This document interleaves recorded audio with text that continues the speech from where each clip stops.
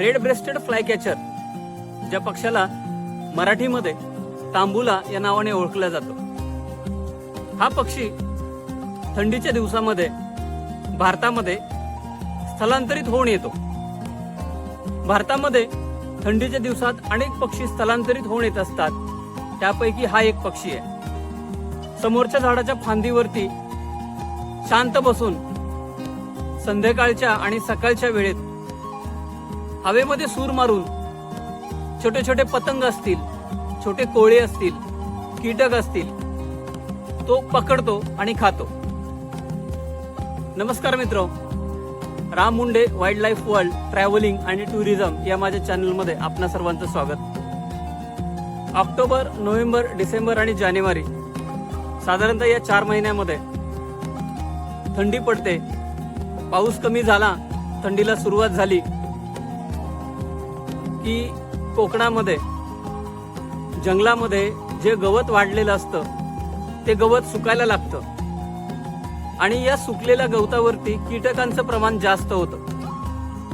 त्याचबरोबर सह्याद्रीच्या या पर्वतरांगेमध्ये पाऊस पडून गेल्यानंतर जे पाणी साठलेलं आहे, मुरलेलं आहे, ते पाणी साधारणतः जानेवारीच्या एंडिंग पर्यंत नद्यांमधून वाहत असतं. या वाहत्या पाण्याच्या सानिध्यामध्ये अनेक छोटे मोठे कीटक असतात.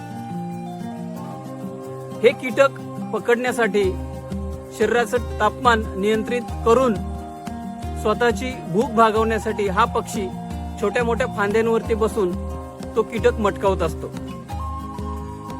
साधारणतः जानेवारी एंडिंगला किंवा फेब्रुवारीच्या दिवसामध्ये तापमान वाढ व्हायला लागली, हे पक्षी स्थलांतरित पक्षी निघून जातात. आपल्या जवळच पुणे येथे सिंहगड व्हॅली आहे. त्या सिंहगड व्हॅलीमध्ये अनेक फोटोग्राफर्स या पक्षाला टिपण्यासाठी किंवा या पक्षाचे फोटो काढण्यासाठी तिथे जात असतात आणि या पक्षाला कॅमेऱ्यात कैद करण्यासाठी त्यांची धडपड चालू असते. खूप सुंदर असणारा हा पक्षी, याच्यामध्ये नर आणि मादी दोघांमध्ये वैविध्य आढळतं.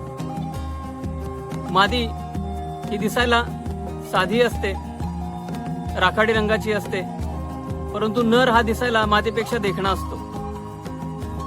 नराच्या चोचेपासून ते छातीपर्यंत नारंगी रंगाचा भाग असल्यामुळे आणि शेपटी सतत खालीवरती करत असल्यामुळे त्या पक्षाला कॅमेऱ्यात टिपणं किंवा त्याला बघणं एक खूप सुखद असा क्षण असतो, अनुभव असतो.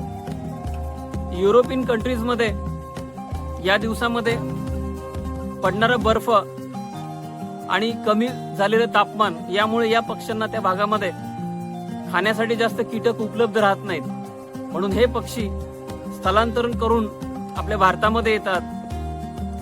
मध्य आणि पूर्व युरोपमध्ये साधारणतः मेच्या एंडिंगला किंवा जूनच्या मध्यापर्यंत हा पक्षी आपली घरटे बांधतो.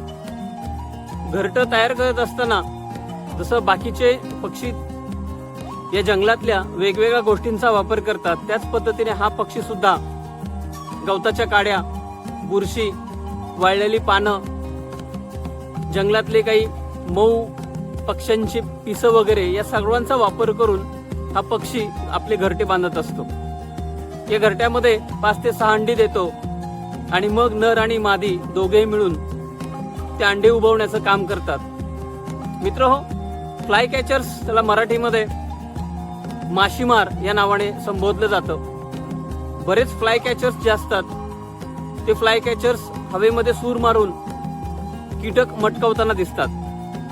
परंतु आपल्याकडे जे स्थलांतरित होऊन येणारे पक्षी आहेत ते काही दिवसाचे आपल्याकडे स्थलांतरित पाहुणे असतात.